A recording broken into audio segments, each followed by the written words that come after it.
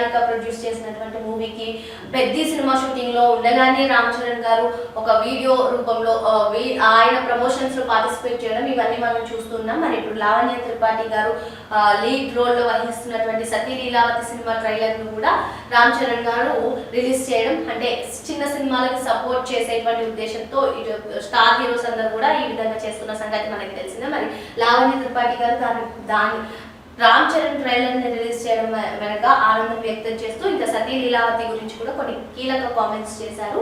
So మేము పడ్డ కష్టం శ్రమ అంతా కూడా ఈ సినిమా చూస్తే తెలుస్తుంది. సో మే 8న గ్రాండ్ గా రిలీజ్ అవుతున్నటువంటి ఈ సినిమాకి అందరూ చూడండి అంటూ ఆమె విజ్ఞప్తి చేశారు.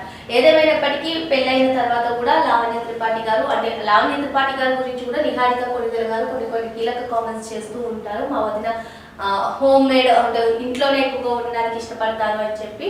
సో మొత్తానికి ఆమె సినిమాలకు బ్రేక్ చెప్పకుండా సినిమాలు కూడా చేయడం, మరి అటు లావణ్య త్రిపాఠి వరుణ్ తేజ్కి ఒక కొడుకు కూడా ఉన్న సంగతి మనకి తెలిసిందే.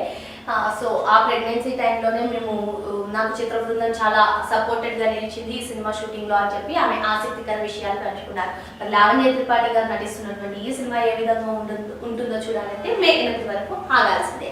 మరో అంశంతో మళ్ళీ కలుద్దాం. Thank you.